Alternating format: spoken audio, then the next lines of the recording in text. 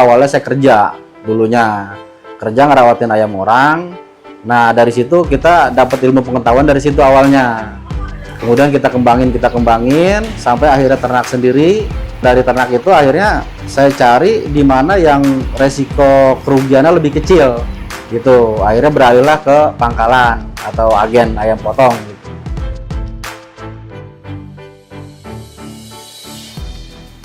Nama saya Abdul Hasan, tapi biasa di sini dipanggilnya Bang Andut ya. Nah, usaha saya namanya Tijarol Amwal. Itu namanya agak rumit, tapi orang-orang tertentu yang bisa mengartikan itu.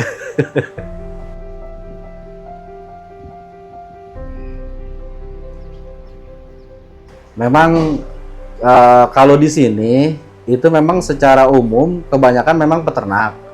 Dan dari dulu juga wilayah di sini itu kebanyakan ternak. Jadi untuk warga bisa dibilang komplainnya sih nggak terlalu ini. Yang penting tadi saya bilang kita bisa jaga kebersihan. Nah kalaupun ada beberapa yang komplain, ya tetap kita sikapi secara bijak. Karena gimana pun kita berada di lingkungan warga gitu.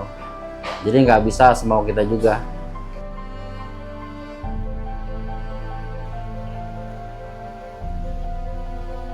Kalau untuk pakan ternak itu memang kita sering gonta-ganti ya, karena dari beberapa pakan ternak itu banyak yang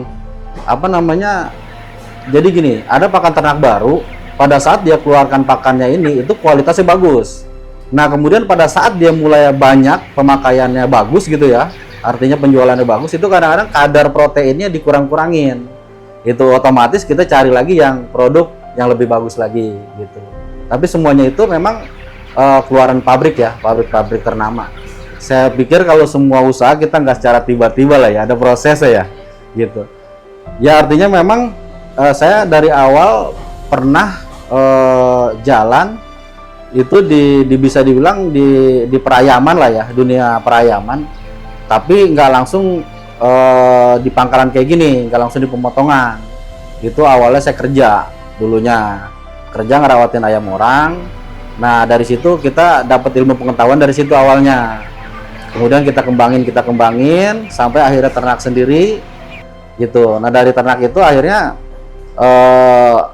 saya cari di mana yang resiko kerugiannya lebih kecil gitu. Akhirnya beralihlah ke pangkalan atau agen ayam potong gitu. Ya intinya perkembangan untuk ayam lah ya yang dikonsumsi tiap hari, prospeknya pasti akan bagus. Cuma memang kembali lagi ke kitanya pelakunya. Kadang-kadang kan kita merasa zona nyaman walaupun pada dasarnya kita belum hasil kita belum maksimal gitu kadang. Nah makanya tetap ekspansi keluar, atau misalnya kita buka tempat baru misalnya, atau kita buka makanan langsung yang jadi olahan kan gitu. Itu salah satu buat mengembangkan usaha kita, bisa gitu kan, boleh. Oh bisa iya. Kenapa saya bilang bisa? Kadang-kadang gini, yang jadi permasalahan kita usaha belum maksimal hasil, tapi kadang-kadang gaya hidup yang berlebihan. Itu salah satu faktor juga tuh. Jadi antara masuk dan keluar keuangan kita tuh nggak seimbang kadang kan gitu. Nah makanya kalau kita pengen menghindari hutang ya, misal kita pinjam ke bank kan gitu ya, kita harus benar-benar bisa mensesuaikan penghasilan kita. Misal kita dapat 1000, jangan kita habisin 1000, 500 kita habisin, 500-nya kita sisihin gitu. Karena pengembangan usaha itu pasti butuh modal gitu. Ya itu kan salah satu solusi buat kita menghindari hutang piutang tersebut gitu. Tapi kalau memang usaha kita sudah berjalan besar, itu kadang-kadang barang juga kita nggak harus cash-cashan sih sebenarnya gitu. Jadi kita dikasih durasi tempo waktu gitu, karena memang itu mereka yang menawarkan, artinya kan itu beda dengan kita meminjam gitu. Ini kan udah masuknya ranah bisnis lah ya gitu, mungkin seperti itu.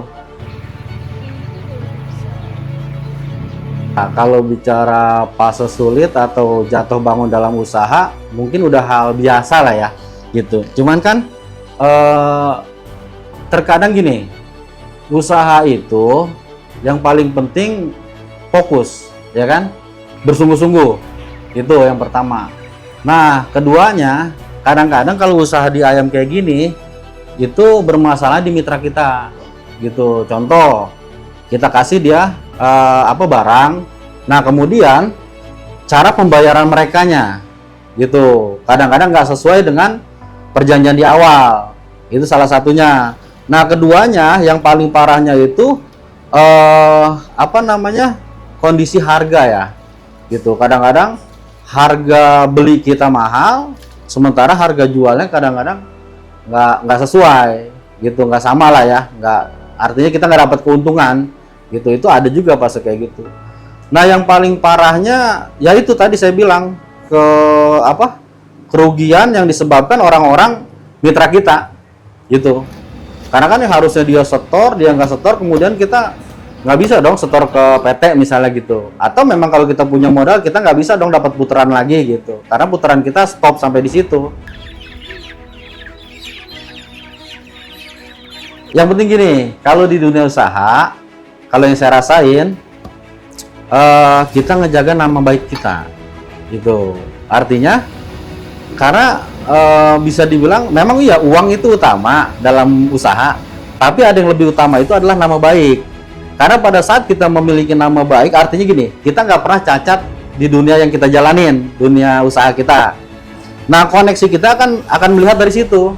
Jadi pada saat kita kesusahan barang, mereka akan lihat track record kita ke belakang. Oh dia nggak bermasalah orang ini misalnya. Itu nanti mereka akan ngasih support lagi ke kita, apa berupa barang gitu kan, atau mungkin durasi yang ditambah. Misal kita harus bayar 3 hari, dia jadi tambah jadi seminggu misalnya, kan itu salah satu solusi juga.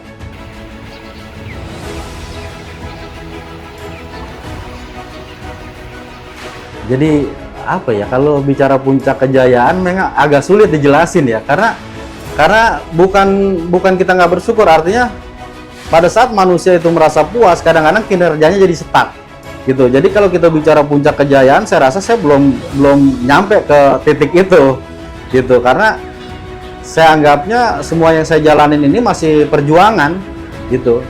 Tapi bisa kita pernah mencapai puncak kejayaan itu kalau buat di usaha kayak gini tuh, pertama mungkin kita nggak punya hutang, salah satunya.